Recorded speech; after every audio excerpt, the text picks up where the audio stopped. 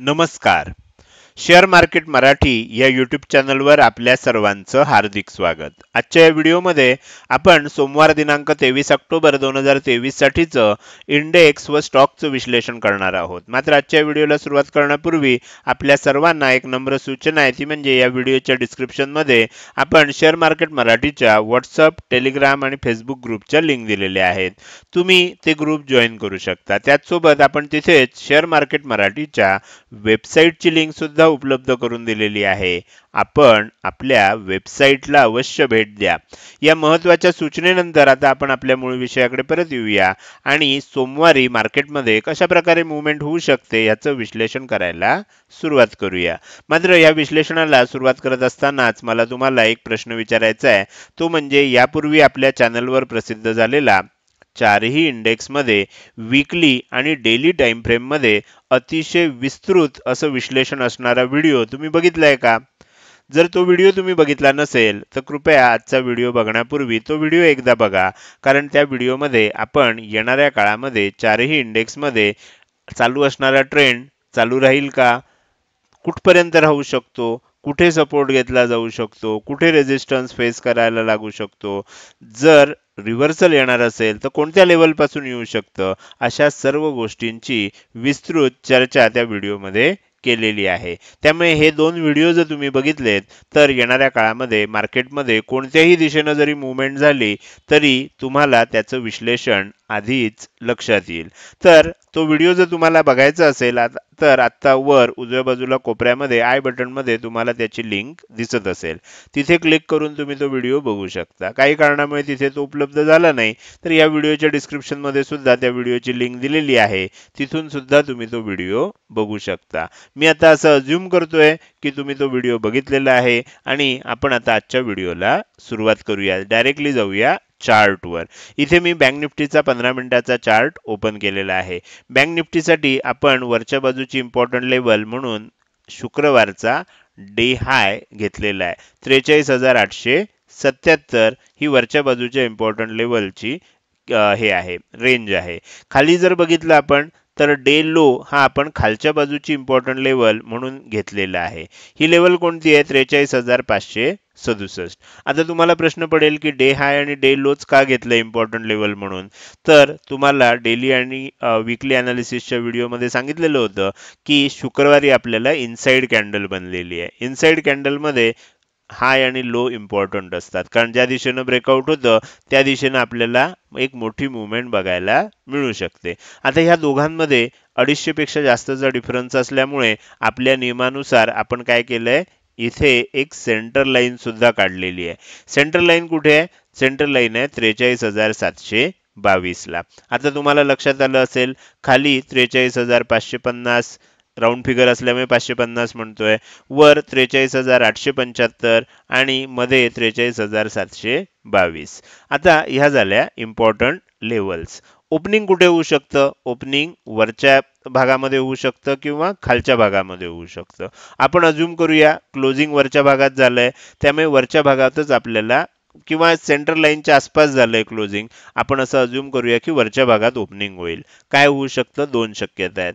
एक, वरच्या दिशेनं ब्रेकआउट येईल, 43,875 ही लेवल वरच्या बाजूला ब्रेक होईल. असं झालं तर काय होईल? मागचे काही दिवस सेलिंग चालू आहे आणि आता थोडंसं साईडवेज होतंय, वरच्या बाजूनं जर जायला लागलं तर आपल्याला शॉर्ट कव्हरिंग बघायला मिळू शकतं. 43,975 म्हणजे 44,000 पर्यंत नक्कीच जाऊ शकतं आणि तिथनं सुद्धा थोडासा ब्रेकआउट येऊ शकतो आणि 44,075 पर्यंत सुद्धा जाऊ शकतं. तसं आपल्याला एकदा पूर्वी गेलेलं बघायला मिळतंय. जर समजा ती लेवल सुद्धा ह्या वेळेला ब्रेक केली तर मग काय होईल? कारण मग त्या ठिकाणी काय होणार आहे? एक मोठा डब्ल्यू पॅटर्न तयार होईल बघा. इथपर्यंत खाली आलं, वर गेलं, इथपर्यंत खाली आलं आणि परत वर जातंय. असं जर झालं तर इथे एक डब्ल्यू पॅटर्न तयार होईल आणि ह्या डब्ल्यू पॅटर्नचं ब्रेकआउट आलं तर 44,175 पर्यंत सुद्धा वर जाऊ शकतं. वर जाण्याची शक्यता किती आहे? 25 ते 30% आहे. जास्त शक्यता आपल्याला वर जाण्याची आता नाही आहे, कारण मार्केट डाऊन ट्रेंड मध्ये. कधीही लक्षात ठेवा, मार्केट ज्या वेळेला डाऊन ट्रेंड मध्ये असतं आणि नंतर साईडवेज होतं, इथे ज्या वेळेला थांबतं, हा पॉज असतो, इथनं पुन्हा खाली जाण्याची शक्यता 60 ते 70% असते. 25-30% शक्यता अशी असते की इथनं रिव्हर्सल होईल, अर्थात मार्केटमध्ये दोन्ही शक्यता तेवढ्याच आहेत. होत नाही जोपर्यंत प्राइस ऍक्शन, तोपर्यंत आपल्याला दोन्ही शक्यता 50-50% आहेत असंच लक्षात घ्यायचं आहे. आता काय होईल, जर समजा खालच्या बाजूला किंवा वर ओपन झालं समजा आणि वर गेलं हे बघितलं, वर ओपन होऊन खाली आलं तर काय होणार, वरच्या बाजूला रेझिस्टन्स ऑलरेडी आहेच, खालच्या बाजूला सपोर्ट ऑलरेडी आहेच, मधल्यामध्ये साईडवेज होऊ शकतं. जर वर ओपन होऊन खाली आलं तर साईडवेज होणार आणि सकाळच्या सत्रामध्ये साईडवेज राहून दुपारच्या सत्रात वर किंवा खाली रेंज ब्रेकआउट देऊ शकतं. हे झालं गॅप अप ओपन झालं, वर ओपन झालं तर. गॅप डाऊन ओपन झालं तर, गॅप डाऊन ओपन झालं तर 70-80% शक्यता अशीच असेल की मग आपण खालच्या बाजूला जाऊन 43,550 ची ही लेवल ब्रेक करू आणि 43,450, 43,350, 43,250 अशी 3 टार्गेट आपल्याला मग अगदी सहजरित्या अचीव होऊ शकतात. का ते मी आत्ताच तुम्हाला सांगितलं, कारण डाऊन ट्रेंड झालाय, आता वॉलटाईल होतंय, खाली पुन्हा जाणार असेल तर एक मोठी मुवमेंट पुन्हा खालच्या दिशेनं जाऊ शकते. अगदी 43,000च्या दिशेनं सुद्धा मग बँक निफ्टी जाऊ शकतो. अर्थात त्यासाठी प्राइस ऍक्शन बघणं आवश्यक आहे. हे झालं बँक निफ्टीचं अतिशय डिटेल असं विश्लेषण सोमवारी काय होऊ शकतं. आता उद्या सोमवारी ज्या दोन इंडेक्समध्ये एक्सपायरी आहे, वीकली एक्सपायरी आहे लक्षात घ्या, कारण निफ्टी बँक निफ्टीमध्ये पुढच्या आठवड्यात मंथली एक्सपायरी असणार आहे. पण 30-31 तारखेला सोमवार मंगळवार येत असल्यामुळे मिड कॅप सिलेक्ट आणि फिन निफ्टी या दोन इंडेक्समध्ये या आठवड्यामध्ये येणाऱ्या आठवड्यामध्ये आपल्याला वीकली ऑप्शन एक्सपायरी आहे. तर आपण आता काय करूया, निफ्टी मिड कॅप सिलेक्ट बघूया पहिल्यांदा, कारण सोमवारी निफ्टी मिड कॅप सिलेक्टची वीकली ऑप्शन एक्सपायरी असते. तर त्याच्यासाठीच्या इम्पॉर्टंट लेवल मी ऑलरेडी काढलेले आहेत. मात्र थोडंसं काय करतो, डेली टाइम फ्रेमचा व्हिडिओ ज्यांनी बघितला नसेल किंवा ज्यांनी बघून ज्यांच्या लक्षात नसेल त्यांच्यासाठी थोडक्यात मी इथे दाखवण्याचा प्रयत्न करतोय. सध्या काय झालंय, निफ्टी मिड कॅप सिलेक्ट या इंडेक्समध्ये बघितलं तर आपल्याला साईडवेज झालेलं आहे आणि त्याच्यामध्ये सपोर्टच्या जवळ आहे. आपण इथे जर बघितलं तर तुम्हाला लक्षात येईल ही लेवल सपोर्टची लेवल आहे. ही इथपर्यंत ह्या दोन ज्या लेवल आहेत ह्या आपल्याला सपोर्ट म्हणून अनेक वेळा काम करताना दिसलेल्या आहेत. तुम्ही बघू शकता इथे येऊन सपोर्ट घेऊन वर गेलं, इथे आलं सपोर्ट घेऊन वर गेलं, इथे आलं सपोर्ट घेऊन वर गेलं आणि आता आपण इथे सपोर्टला आलेले आहोत. तर ही सपोर्ट लेवल आहे, 2-3 वेळा टेस्ट झालेली आहे. आता गॅरंटी कमी आहे की हा सपोर्ट घेतला जाईल, पण अजूनही तो सपोर्टच आहे एवढं मात्र नक्की आहे. ही लेवल कोणती आहे, खाली बघितलं तर 8,880च्या जवळपास आहे, वर बघितलं तर 8,950च्या जवळ आहे. ही रेंज जी आहे, हा जो एरिया हा सपोर्ट म्हणून काम करू शकतो. काय होऊ शकतं, 2-3 शक्यता आहेत. सपोर्ट एवढा मोठा असल्यामुळे लगेच ब्रेक होण्याची शक्यता फार कमी आहे. काय होईल, जास्तीत जास्त फ्लॅट ओपन होईल आणि डायरेक्टली आपल्याला इथपर्यंत अशी एक कॅन्डल बनलेली दिसेल. इथनं खाली कदाचित जाईल असं इथपर्यंत, इथनंही कदाचित वर ओपन म्हणजे ओपन झाल्यावर थोडंसं वर जायचा प्रयत्न होईल आणि मग खाली येईल, अशी एक रेड कलरची कॅन्डल आपल्याला बनलेली बघायला मिळू शकते. किंवा परत तसंच फ्लॅट ओपन होईल, थोडंसं खाली जाईल आणि आपल्याला काय होईल, वरही जायचा प्रयत्न होताना दिसेल, खाली जाताना प्रयत्न दिसेल. बायर सेलरची आपल्याला दोन्ही बाजूनं ताकद लागलेली सुद्धा दिसू शकते. तिसरी शक्यता अशी आहे की इथेच ओपन होईल, खाली जाईल, मात्र खालनं लगेच आपल्याला सपोर्ट असल्यामुळे एक अशी छोटीशी ग्रीन कलरची कॅन्डल सुद्धा बनलेली, ह्या दोन दाखवलं, ह्या रेड कॅन्डल असू शकतात, ही ग्रीन कलरची कॅन्डल असू शकते. असं काहीतरी होईल सोमवारी असं मला वाटतंय. याचं कारण असं आहे, सोमवारी एक्सपायरी आहे, त्यामुळे एकदा खाली जाईल, एकदा वर जाईल, असं आपल्याला खालीवर व्होलाटाईल मार्केट बघायला मिळू शकतं. तर मी इथे तुम्हाला डेली टाइम फ्रेम मध्ये ते सांगण्याचा प्रयत्न केलाय. आता आपण काय करूया, 15 मिनिटाच्या टाइम फ्रेम मध्ये जाऊन इम्पॉर्टंट लेवल कोणते आहेत आणि टार्गेट लेवल कोणते आहेत ते समजून घ्यायचा प्रयत्न करूया. तर इथे मी चार्ट तुम्हाला दिसेल अशा पद्धतीनं झूम केलेला आहे. वरच्या बाजूची ही लेवल आहे, ही लेवल आपल्याला 8,960 ची आहे. खालच्या बाजूची ही लेवल आहे, ही लेवल आपल्याला कोणती आहे, 8,930 ची आहे. आता इथे तुम्हाला काय दिसतंय बघा, इथे तुम्हाला एम पॅटर्न तयार झालेला दिसतोय. तुम्ही जर बघितलं तर इथून इथपर्यंत गेली, तेजी झाली, मंदी इथपर्यंत झाली, पुन्हा तेजी इथपर्यंत झाली आणि आता जाते. हाय आपल्याला वर दिसतोय, हा हाय थोडासा खाली दिसतोय आणि आपण आता ब्रेकआउट लेवलच्या जवळ आलोय. जर इथनं ब्रेकआउट दिलं आणि 8,930च्या खाली टिकत असेल तर 8,905, 8,880, 8,855 अशा 3 लेवल आपल्याला खालच्या दिशेनं बघायला मिळू शकतात. कारण एम पॅटर्नचं ब्रेकआउट होईल आणि आधीच आपल्याला काय दिसतंय इथे डाऊन ट्रेंड दिसतोय, तर त्यामुळे तोच कंटिन्यू होताना मग बघायला मिळेल.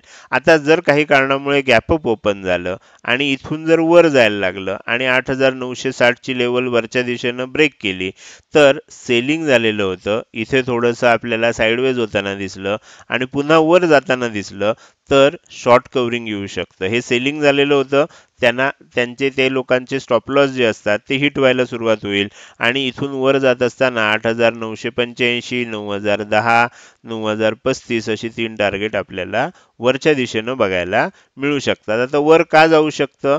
गॅप अप ओपन होऊन जर वर जायला लागलं तर लक्षात ठेवा इथे सेलिंग झालं होतं, इथे एक तेजी झाली, परत इथे सेलिंग झालं आणि इथे डब्ल्यू पॅटर्न मग जसा एम पॅटर्न बनू शकतो तसा डब्ल्यू पॅटर्न 8,960च्या वर बनू शकतो. या दोन्ही शक्यता आहेत. कुठे ओपन होऊन यापैकी कोणत्या दिशेनं ब्रेकआउट येतो त्याच्यावर बऱ्याच गोष्टी अवलंबून आहेत.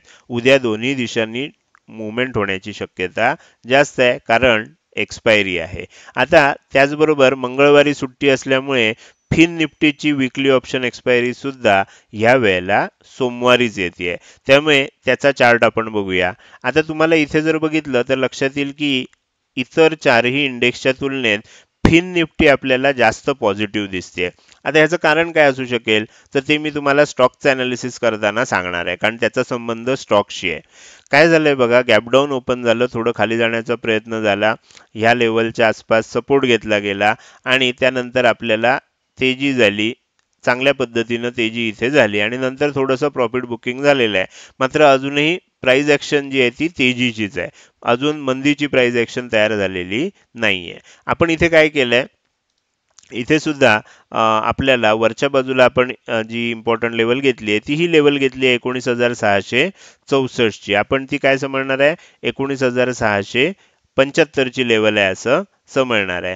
खालच्या बाजूला आपण इम्पॉर्टंट लेवल घेतली आहे ती 19,550 ची घेतली आहे आणि त्यामुळे ह्याच्यामध्ये आपल्याला 100 पेक्षा जास्तचा डिफरन्स असल्यामुळे आपण एक सेंटर लाईन घेतली आहे 19,604 ची. आता इथे सुद्धा बँक निफ्टी प्रमाणेच लक्षात ठेवा, इथे ओपन झालं, वर जायला लागलं, शॉर्ट कव्हरिंग येईल, इथे ओपन झालं, खाली यायला लागलं तर साइडवेज होईल, खाली ओपन झालं आणि जर खालची लेवल ब्रेकडाऊन झाली तर आपल्याला एक मोठं सेलिंग बघायला मिळेल. 19,550च्या खाली गेल्यानंतर 19,500, 19,450, 19,400 अशी 3 टार्गेट बघायला मिळू शकतात. मात्र गॅपअप ओपन होऊन जर वर जात असेल आणि 19,664 ची लेवल जर वरच्या दिशेनं ब्रेक होत असेल तर मग 19,725, 19,775 आणि 19,825 अशी 3 टार्गेट आपल्याला फिन निफ्टीमध्ये येऊ शकतात. हे झालं फिन निफ्टीचं अनालिसिस.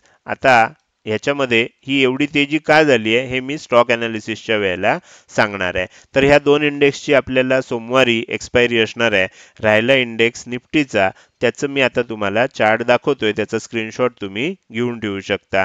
बाकी जे विश्लेषण आहे ते आपण जसं इतर सगळ्या इंडेक्सचं केलं त्याच पद्धतीने इथे लक्षात ठेवायचं आहे. इथे अतिशय फ्लॅट अशी मुवमेंट आपल्याला बघायला मिळाली, तर ज्या दिशेनं ब्रेकआउट येईल त्या दिशेनं एक मोठी मुवमेंट आपल्याला येऊ शकते. याचा स्क्रीनशॉट काढून ठेवा म्हणजे तुम्हाला त्याचं विश्लेषण देखील करता येईल. हे झालं इंडेक्सचं अनालिसिस. आता आपण थोडंसं पुढे जाऊया आणि स्टॉकचं अनालिसिस करायला सुरुवात करूया. त्यासाठी मी तुम्हाला पुन्हा एकदा चार्टवर घेऊन येतोय आणि इथे आपण काय करूया, डेली टाइम फ्रेम मध्ये जाऊया. डेली टाइम फ्रेम मध्ये आपल्याला घेतल्यानंतर मी तुमच्यासाठी काही स्टॉक्स काढलेले आहेत, त्या स्टॉक्सना आपण एकत्र करूया. ओके, आणि इथे सगळ्यात पहिल्यांदा आपल्याला जे स्टॉक बघायचे आहेत ते स्टॉक मी तुम्हाला इथे दाखवतो, एकत्र करून घेतो. सगळ्यात पहिल्यांदा मी 2 स्टॉक तेजीचे काढलेत आणि त्याचं कारण तुम्हाला लक्षात येईल की ते मी दोन्ही बँकिंग स्टॉक घेतलेले आहेत आणि फिन निफ्टीमध्ये आणि बँक निफ्टीमध्ये थोडीशी आपल्याला बाकीच्या इंडेक्सपेक्षा जास्त तेजी का दिसते ते कारण तुम्हाला आता लक्षात येणार आहे. पहिला स्टॉक आहे कोटक महिंद्रा बँक. कोटक महिंद्रा बँकमध्ये काय दिसतंय बघा, आपल्याला मार्केट निगेटिव्ह असताना सुद्धा कोटक महिंद्रा बँकेचा हा स्टॉकमध्ये शुक्रवारी ओपन इक्वल टू लो जवळजवळ एक्झॅक्ट नाही आहे आणि क्लोज इक्वल टू हाय अशी आपल्याला परिस्थिती, म्हणजे जिथे ओपन झालं तिथनं तेजी झाली आणि दिवसभर तेजी होत होत क्लोज म्हणजे हाय पॉईंटच्या जवळच झालेलं आपल्याला दिसतंय. थोडंसं झूम करतो म्हणजे तुम्हाला हे व्यवस्थित लक्षात येईल. आता इथे काय झालंय लक्षात घ्या, मार्केट निगेटिव्ह आहे तरी सुद्धा या स्टॉकमध्ये एवढी तेजी झाली आहे. ह्याचं कारण एक लक्षात घेतलं पाहिजे. मात्र त्याआधी आपण काय करूया, त्याच्या आधी टेक्निकल अनालिसिस करून घेऊया. टेक्निकल अनालिसिस मध्ये काय दिसतंय, आता आपल्याला इथे मागच्या जे रेड कॅन्डल होती त्याला इनगल्फ करून बुलिश इनगल्फिंग पॅटर्न तयार झालाय. इथून जर तेजी व्हायला लागली तर वर काय दिसतंय, इथे आपल्याला एक छोटा रेझिस्टन्स दिसतोय, इथे एक मोठा रेझिस्टन्स दिसतोय. 1780 ला हा पहिला रेझिस्टन्स आहे, 1790 ला हा वरचा रेझिस्टन्स आहे. ह्या दोघांमध्ये आपल्याला काय दिसतंय, इथे रेझिस्टन्स झोन दिसतोय. हा जो रेझिस्टन्स झोन आहे, काय होऊ शकतं, दोन शक्यता आहेत. मार्केट जर गॅपअप हे झालं, आता बघा निगेटिव्ह असताना सुद्धा ह्याच्यात एवढं पॉझिटिव्ह आहे. जर मार्केट थोडंसं पॉझिटिव्ह झालं सोमवारी सकाळच्या सत्रात तर आपल्याला इथून वरच्या दिशेनं जाताना बघायला मिळू शकतं. आता ह्या रेझिस्टन्सला कशी ट्रीटमेंट होते आहे, हा रेझिस्टन्स लगेचच ब्रेक होईल का, ह्या सगळा अभ्यासाचा विषय आहे. आपण बघू शकतो की जर मार्केट एक दोन दिवस पॉझिटिव्ह राहिलं तर आपल्याला इथनं वर ब्रेकआउट मिळेल आणि ब्रेकआउट मिळाला तर आपल्याला वर जात असताना चांगली मुवमेंट सुद्धा बघायला मिळू शकते. अगदी आपण 1840 लेवल पर्यंत सुद्धा जाऊ शकतो. अर्थात इथे लगेचच अशी तेजी येईल का, कदाचित काय होईल, इथे ओपन होऊन अशी एखादी आपल्याला कॅन्डल ग्रीन कलरची बनलेली दिसेल, ह्या रेझिस्टन्स मध्येच क्लोज झालेली. कदाचित काय होईल, आपल्याला एक छोटी अशी कॅन्डल दिसू शकते, असं काहीतरी आपल्याला इथे दिसू शकतं. आणि त्यानंतर काय होईल, त्यानंतर मग मंगळवारी बुधवारी इथनं ब्रेक होणार की हा ब्रेकआउट फेल्युअर होणार हे आपल्याला कळेल. आता आपल्याला हे झालं टेक्निकल अनालिसिस काय होऊ शकतं, बरोबर. तर आपल्याला लक्ष ठेवायचं आहे. लगेच ह्या स्टॉकमध्ये काही मी ट्रेडचं सजेशन देत नाहीये. आपल्याला लक्ष ठेवायचं आहे की ह्याच्यामध्ये काय होऊ शकतं. आता ह्याची कारणं काय आहेत, मार्केट निगेटिव्ह असताना हे पॉझिटिव्ह का झालं, तर त्याची कारणं आपल्याला इथे लक्षात घ्यायची आहेत. आपण इथे जर खाली आलो तर इथे आपल्याला ई नावाचं एक बटन दिसतंय. ई नावाचं इथे आपल्याला एक चौकोन दिसतोय. ह्याला जर मी क्लिक केलं तर दिसतंय अर्निंग अँड रेव्हेन्यू. हे सगळे जे स्टॉक असतात ह्याचा दर तिमाहीला आपल्याला एक क्वार्टरली रिझल्ट येत असतो. मागच्या क्वार्टरमध्ये 3 महिन्यामध्ये काय झालं ते आपल्याला सांगितलं जातं. तुम्ही जर बघितलं तर त्याला अर्निंग अँड रेव्हेन्यू असं म्हटलं जातं. तर क्वार्टर 2 चा जो रिझल्ट आहे तर तो आता आलेला आहे. कधी आलाय, 20 तारखेला आलाय, शुक्रवारीच आलाय आणि म्हणून ही तेजी आपल्याला बघायला मिळते. आता कधी कधी काय होतं, रिझल्ट आल्यानंतर आपल्याला जी मुवमेंट दिसते बरोबर 2 दिवसांनी त्याच्या विरुद्ध मुवमेंट झालेली असते, असं पण असू शकतं. म्हणून मी तुम्हाला अभ्यास करण्यासाठी हा स्टॉक सांगतोय. आणि ही क्वार्टरली रिझल्ट जे आलेत, आपल्याला हे आकड्यांमध्ये जाऊया नको, कारण सगळ्यांनाच हे आकडे लक्षात येतील असं नाही, पण रिझल्ट आल्यामुळे ही तेजी आली आहे. आता आपण आणखीन एक गोष्ट बघूया. त्याच्याच वर आपल्याला इथे एक फ्लॅश सारखं किंवा एस आकाराचं चिन्ह दिसतंय. त्याच्यावर क्लिक केल्यावर त्यासंबंधी बातम्या आपल्याला बघता येतात. इथे दिसतंय बघा, हेडलाईन्स फॉर कोटक बँक. पहिली हेडलाईन काय आहे, top private Indian banks report strong quarter 2 profit rise as loan growth continues. लोनची जी ग्रोथ आहे ती कंटिन्यू झाल्यामुळे ज्या आपल्या प्रायव्हेट बँका आहेत त्याच्यामध्ये स्ट्रॉंग क्वार्टर 2 प्रॉफिट्स आपल्याला दिसत आहेत. म्हणजे थोडक्यात काय, बँकिंग सेक्टरमध्ये, प्रायव्हेट बँक सेक्टरमध्ये आपल्याला पॉझिटिव्ह न्यूज दिसते. दुसरी बातमी आहे ती त्यांच्या एमडी आणि सीईओला ह्यानं आरबीआयनं परमिशन दिली त्याची आहे. तिसरी बातमी जी आहे, India's Kotak Mahindra bank net profit jumps 24% in quarter 2 meets estimate. म्हणजे जो काय आपल्याला अंदाज होता, आपल्याला म्हणण्यापेक्षा जे एक्सपर्ट आहेत त्यांना जो काय अंदाज होता क्वार्टर 2 मध्ये, त्या पद्धतीनं 24% प्रॉफिटमध्ये, नेट प्रॉफिटमध्ये जंप आपल्याला दिसतोय. तर ह्याचा अर्थ काय आहे, बँकांचा रिझल्ट, कोटक महिंद्रा बँकेचा जो रिझल्ट आलाय हा पॉझिटिव्ह आलेला आहे आणि म्हणून आपल्याला हे बघायला मिळते.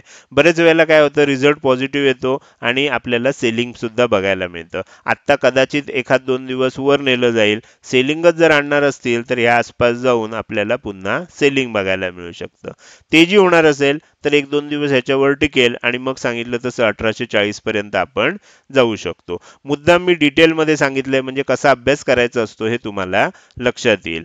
पुढची जी बँक आहे ती आहे इंडसइंड बँक. इंडसइंड बँकेमध्ये सुद्धा तुम्हाला सेम कंडिशन दिसते, त्यामुळे मी आता जास्त त्याचं सांगणार नाही. तुम्ही इथे बघितलं तर इथे सुद्धा तुम्हाला काय दिसतंय, तुम्हाला इथे एक रेजिस्टन्स दिसतोय, इथे एक रेजिस्टन्स दिसतोय. खालचा रेजिस्टन्स 1468 ला आहे, वरचा रेजिस्टन्स 1476 ला आहे. हा जो एरिया हा आपल्याला काय म्हणून काम करतोय, रेजिस्टन्स एरिया म्हणून काम करतोय. मगाशी सांगितलं तसं हा ब्रेक होतो का काय होतं आपल्याला बघावं लागेल. ह्याचं कारण काय आहेत, आपण पुन्हा खाली चेक केलं तर लक्षात येईल 2 दिवसापूर्वी बुधवारीच ह्याच्यामध्ये म्हणजे शुक्रवारच्या पूर्वी 2 दिवस आपल्याला इथे रिझल्ट आलाय. ह्याच्यामध्ये अर्निंगमध्ये थोडंसं निगेटिव्ह सरप्राईज आहे, पण रेव्हेन्यूमध्ये मात्र खूप चांगलं पॉझिटिव्ह सरप्राईज आहे. तुम्हाला हे आकडे बघताना ना बघायचं निगेटिव्ह सरप्राईज किती नाही, जेमतेम 0.5% आहे. पॉझिटिव्ह सरप्राईज किती आहे, जवळजवळ 9.5%, 9.5%पेक्षा जास्त आहे. म्हणजे पॉझिटिव्ह सरप्राईज खूप मोठं आहे, निगेटिव्ह सरप्राईज थोडंसं आहे. बरोबर, त्यामुळे हा रिझल्ट पॉझिटिव्हच आहे असं आपल्याला लक्षात घ्यायचं आहे. आणि तरी सुद्धा आपण बघू शकतो की हा रिझल्ट कदाचित मार्केट क्लोज झाल्यानंतर आला असेल, त्यामुळे त्याच्या आधी मार्केटमध्ये सेलिंग आलं होतं. ह्याच दिवशी बुधवारी आलं होतं. गुरुवारी रिझल्ट समजला, गॅपअप ओपन झालं, समजे ना बायर सेलरला दोन्ही बाजूनं फाईट झाली आणि आपल्याला डोजी पॅटर्न बनला. सेलरनी पण खाली न्यायचा प्रयत्न केला कारण खालीच जात होतं मार्केट, त्यामुळे गॅपअप ओपन झाल्यावर सुद्धा सेलरनी खाली न्यायचा प्रयत्न केला. मात्र रिझल्ट चांगला असल्यामुळे बायरनी थोडासा वर नेला. त्या दिवशी आपल्याला काहीच बघायला मिळालं नाही. शुक्रवारी आपल्याला चांगली मुवमेंट बघायला मिळाली. आता काय आहे, आता जर ह्या 2 लेवलचं ब्रेकआउट आलं तर याच्यामध्ये आणखीन चांगलं आपल्याला तेजी बघायला मिळेल. नाहीतर ह्याच्या आसपास एक ब्रेकआउट आलं असं दाखवून इथनं सेलिंग सुद्धा कंटिन्यू होऊ शकतं. तर ह्याचा तुम्ही नक्कीच अभ्यास या 2 स्टॉकचा येणाऱ्या आठवड्यामध्ये करू शकता. हे झाले 2 स्टॉक. आता आपण उरलेले 2 स्टॉक जे बघणार आहे हे तेजीसाठी मी अभ्यासाला दिलेले आहेत. मंदीसाठीचे जे 2 स्टॉक आहेत त्याच्यामध्ये पहिला स्टॉक आहे आदित्य बिर्ला फॅशनचा. आदित्य बिर्ला फॅशनमध्ये इथे काय झालंय, हा पॅटर्न जो आहे आता तुमच्यापैकी सगळेजण ओळखायला लागले असतील. ह्या ज्या 2 कॅन्डल आहेत ह्याला आपण म्हणतो ट्विझर टॉप पॅटर्न. ट्विझर टॉप पॅटर्न मध्ये काय होतं, आधी एक दिवस खूप मोठी तेजी होते आणि दुसऱ्या दिवशी तितकीच मोठी मंदी होते. तुम्ही जर बघितलं ह्या दोन्ही बॉडीचा जो साईज आहे हा सारखाच आहे. म्हणजे जिथे ओपन झालं आणि जिथे क्लोज झालं, जिथे क्लोज झालं तिथेच ओपन झालं आणि जिथे पूर्वी ओपन झालं तिथे क्लोज, म्हणजे येऊन जाऊन आपण पुन्हा तिथेच पोहोचलो 2 दिवसात. म्हणजे इथून वर गेलो, तिथून परत खाली आलो. याला म्हणतात ट्विझर टॉप पॅटर्न. ट्विझर टॉप पॅटर्न हा टॉपला बनतो, इथे टॉपला बनलेला दिसतोय. जर समजा हा लो आणि हा लो ब्रेक झाला खालच्या बाजूनं तर ह्याच्यामध्ये एक सेलिंग येऊ शकतं. ह्याचा सुद्धा तुम्ही लक्ष ठेवून अभ्यास करू शकता.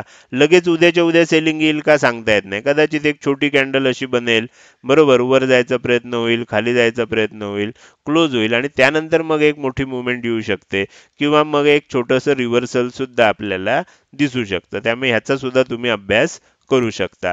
चौथा स्टॉक आहे. आता ह्याच्यामध्ये सुद्धा एक अभ्यास आहे जो तुम्हाला दाखवतो. MGLचा स्टॉक दिलाय. आता MGL का दिला, तर ह्याच्यामध्ये ऑलरेडी सेलिंग आलेलं आहे, सगळं ठीक आहे. याचं कारण तुम्हाला सांगतो. त्यासाठी मी तुम्हाला IGLचा स्टॉक दाखवतो म्हणजे तुम्हाला लक्षात येईल.